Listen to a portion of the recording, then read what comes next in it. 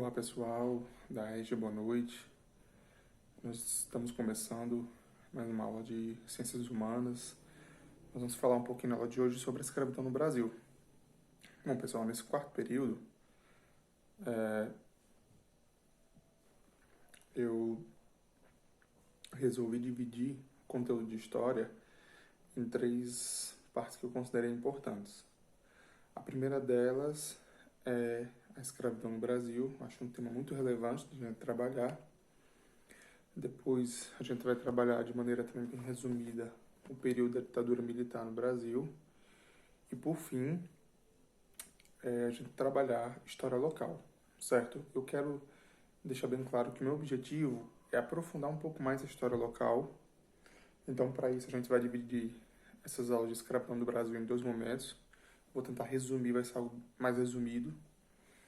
Tem muita coisa a falar desse assunto, muitos livros que falam sobre esse assunto, mas eu vou resumir por conta do tempo.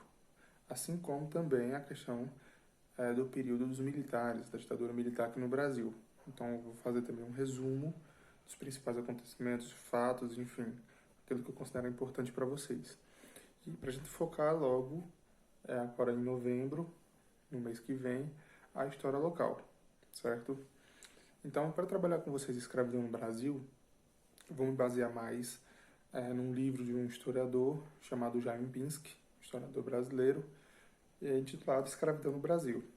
Este livro eu tive a oportunidade de lê-lo e apresentá-lo durante a minha graduação em um seminário, e também ele foi bastante trabalhado com o pessoal do grupo de estudo de História do Brasil da nossa escola, certo? Ele foi lido na íntegra, trabalhado na íntegra, esse livro com um grupo de estudo, ou clube de história, certo? Então nós vamos começar falando, primeiramente, do início da escravidão a partir da escravidão dos indígenas. Bom, pessoal, eu não sei se vocês se lembram, mas no mês passado a gente trabalhou o início da colonização do Brasil e vimos a questão de como os portugueses utilizavam os indígenas no trabalho. E a primeira forma utilizada pelos portugueses para fazer com que os indígenas trabalhassem foi algo chamado escambo. Não sei se vocês se lembram, mas o escambo consistia na troca do trabalho e receber como pagamento alguns objetos, que para os portugueses não tinham valor, mas para os indígenas, pela curiosidade, por ser algo novo, eles recebiam, certo? Então, a primeira forma de trabalho realizada pelos portugueses com relação aos indígenas, forçando os indígenas a trabalhar, utilizando os indígenas no trabalho, foi o escambo, certo? Só que com o passar do tempo, algumas questões começaram a emergir dessa forma ou dessa relação, e aí o escambo deixa de ser algo interessante, né, para os portugueses e, logicamente, para os indígenas. Afinal, eles estavam ficando cansados daquele trabalho, não era o ritmo deles, não era o costume deles retirar toras da floresta e levar, né, até o litoral, até as feitorias, enfim. E eles já estavam também perdendo interesse nos objetos que os portugueses traziam para eles, né, ou davam em troca do trabalho. E nesse sentido, então, os portugueses resolvem utilizar o trabalho indígena a partir da escravização dos mesmos, ou seja, forçar o índio ou indígena a trabalhar para os portugueses, certo? Tornar o indígena um objeto pertencente aos portugueses. Okay? Apesar de que, nesse período, né, no Brasil colonial, havia algumas leis que limitavam a escravização dos indígenas, né? Mas, mesmo assim, essa escravidão indígena no Brasil colonial ainda foi abrangente. Tá? Foi um bom número de indígenas que foram utilizados, não foram poucos. Okay? Então, sobre esse tipo de escravidão, o que a gente pode falar? Haviam leis, haviam regulamentos que regulamentavam, organizavam esse tipo de escravidão. Okay? Ela se dava principalmente por aquilo que nós chamamos de guerra justa. O que seria guerra justa?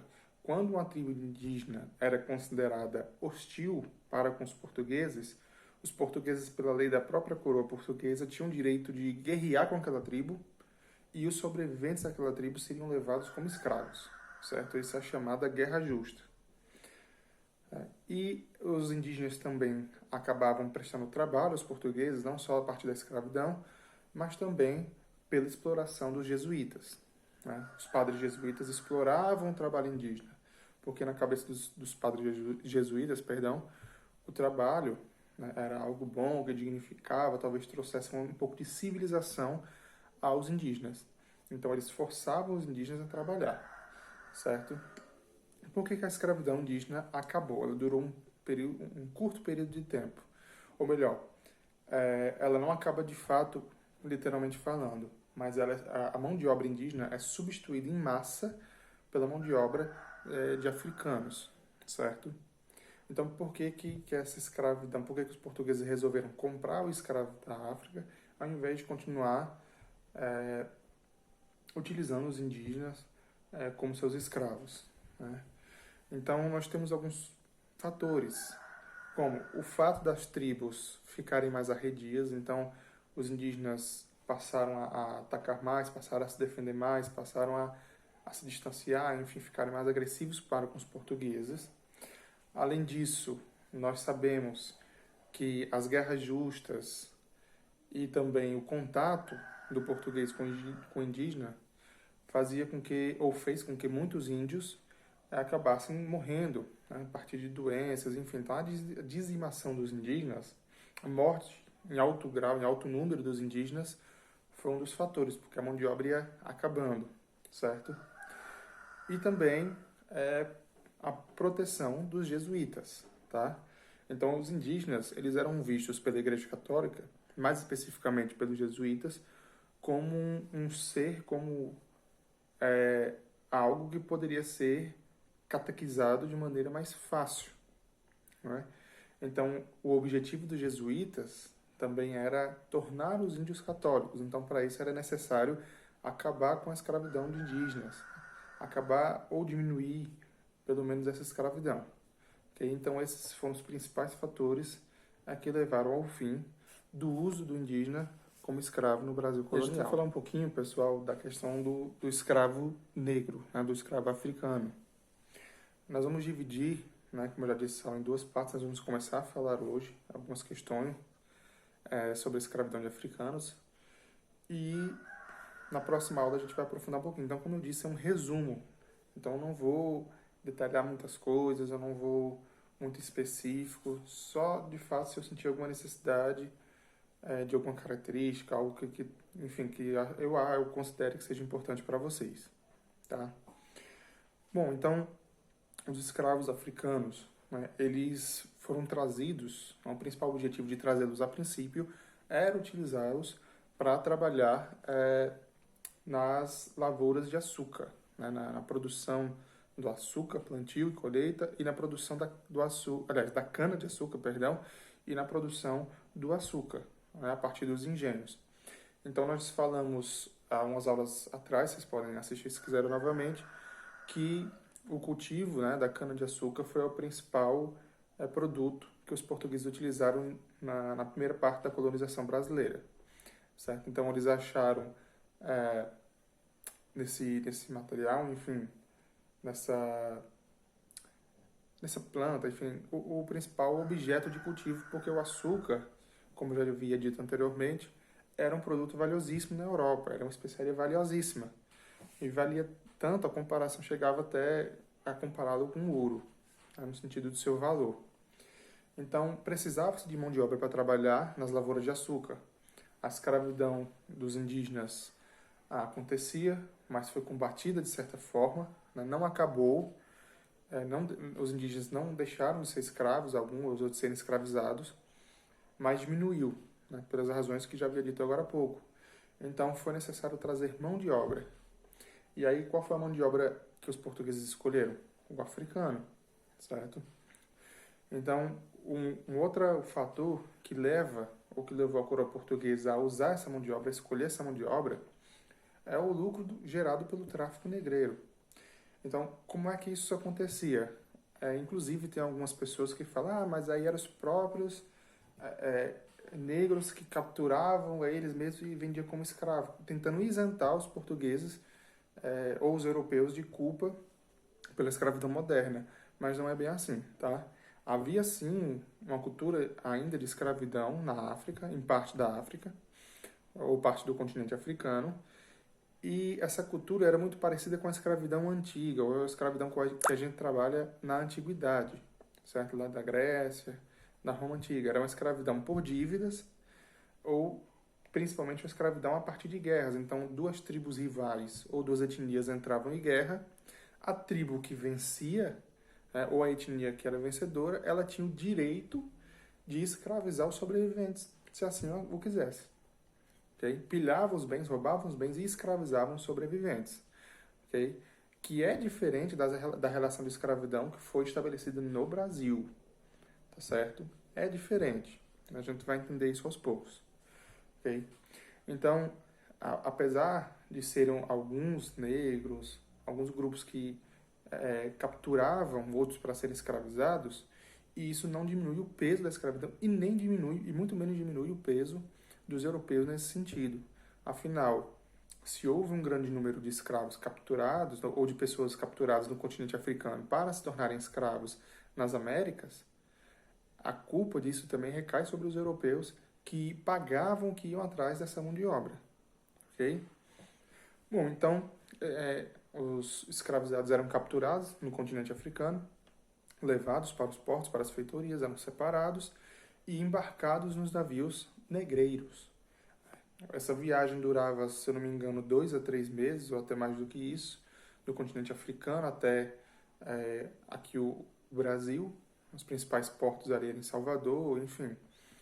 E essa viagem era uma viagem muito perversa. Tanto é que os navios negreiros também foram conhecidos como navios tumbeiros, de tumba, porque muitos acabavam morrendo durante a viagem. Muitos corpos foram jogados no Oceano Atlântico durante esse período. Então, como é que se dava essa viagem? Eu vou tentar resumir aqui. Imagine um navio de madeira mais rústico, né? Um pouco grande. E aí embaixo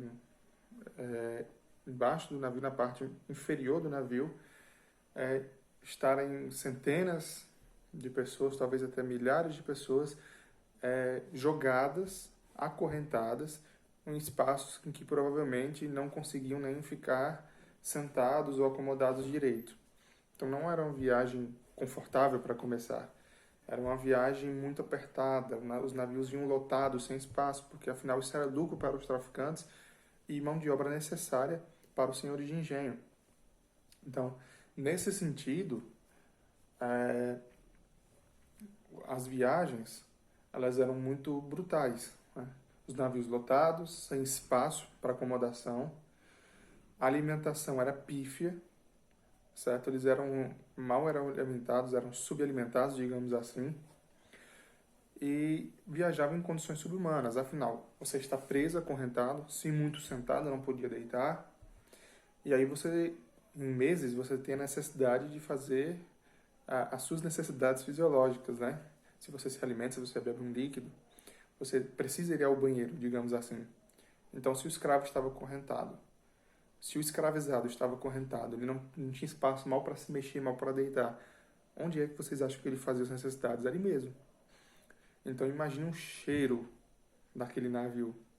Há relatos de historiadores, né, de pesquisas históricas, que dizem que as pessoas de Salvador sabiam com horas de antecedência quando ia chegar um navio carregado com negros escravizados, por causa do cheiro. O cheiro vinha primeiro, um cheiro muito forte, porque eram urina, as fezes, muitas vezes vômito e outras questões, como mulheres que menstruavam, tudo ali misturado naquele ambiente sem iluminação, como eu estava falando.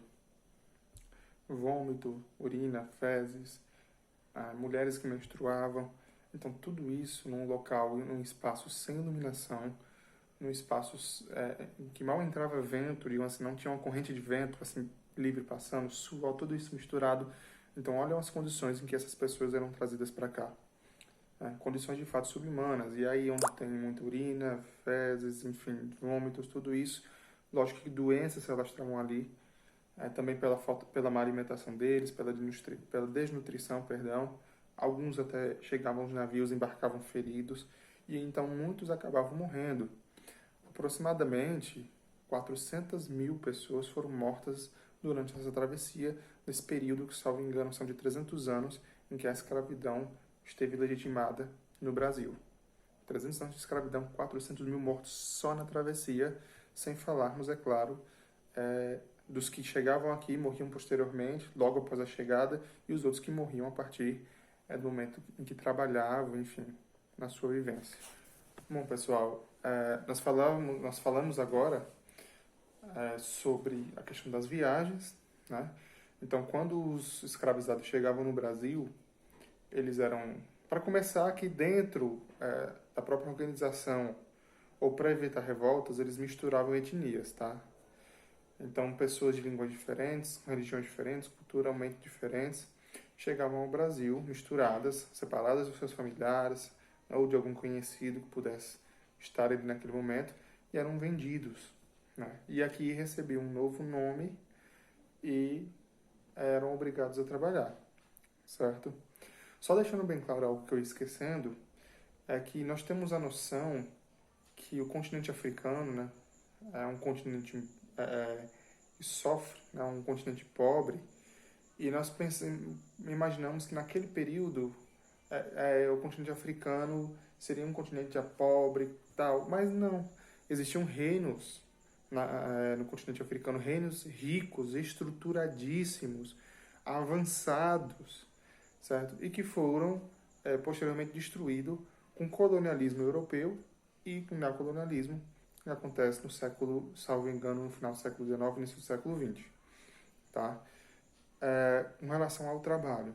Tá? Então, os escravizados eram trazidos para trabalhar nas lavouras de cana-de-açúcar no primeiro momento. Posteriormente, o açúcar deixa de ser o principal produto exportado pelo Brasil, né? Produzido e exportado pelo Brasil, e as lavouras de café ocupam esse lugar. Os escravizados também trabalhavam nas minas, né, de ouro e pedras preciosas, e também haviam aqueles que eram os chamados escravos urbanos, faziam pequenos trabalhos em troca de dinheiro para os seus donos, certo? Assim como também os escravos domésticos, que eram responsáveis pelas tarefas domésticas, né, ou da casa. Okay? Então, falando mais especificamente dos escravizados da lavoura, de açúcar ou do café, né, do campo, que eram os que mais sofriam nesse sentido, um trabalho mais pesado, eles iniciavam a sua jornada de trabalho, que geralmente levava em média de 15 horas por dia. Então, olha só, a lei trabalhista hoje permite que nós trabalhemos apenas 8 horas diárias, com intervalos, né, 1 a 2 horas de almoço, com intervalos entre esses turnos. Naquele período eram 15 horas seguidas. Tá, lógico, os escravizados almoçavam, recebiam um alimento, mas era algo muito simples e muito rápido, não dava tempo para descansar. Então eram 15 horas de trabalho geralmente, certo? Eles eram acordados ainda de madrugada e trabalhavam até as 10 horas da manhã, no qual almoçavam. Um almoço simples, como farinha, girmum, feijão, angu de milho, e algumas partes do porco que eram dispensados pelos portugueses, né? O angu, aliás, o rabo, a orelha, o pé de porco, enfim. Em algumas fazendas mais pobres, né, o almoço, a comida se resumia basicamente a feijão com um pouco de gordura e farinha de mandioca. E essa alimentação, mesmo nas fazendas um pouco mais abastadas, elas provocavam a desnutrição do escravizado e sua morte precoce, o que era ruim para o senhor, porque o escravizado era um bem. Eu quero que vocês entendam isso. Um escravo, nesse período, era um bem. Ele não era tratado como pessoa, era tratado como um objeto. Se nós hoje temos bens como casa, carro, móveis, o escravizado seria mais um bem nesse sentido. Então, a morte de um escravizado era um investimento que, digamos assim, tinha partido, era prejuízo para o seu dono. Mas isso não significa dizer que eles eram bem tratados. Mesmo assim, pensando na questão do lucro, haviam muitos maltratos. Posteriormente a gente vai falar sobre os castigos, certo? E o fim, né, do trabalho era marcado geralmente pelo pôr do sol. Então eles acordavam de madrugada, trabalhavam o dia todo, e a gente sabe que o Brasil é muito quente, né? Trabalhavam, principalmente aqui no Nordeste, trabalhavam o dia todo até o sol se pôr. Aí eles eram recolhidos, levados de volta, né, às senzalas, de volta para, não vou dizer casa, mas enfim, para as senzalas, eram colocados ali, eles descansavam, recebiam uma comida um pouco mais cedo, e aí ficavam descansando até o outro dia de trabalho, certo?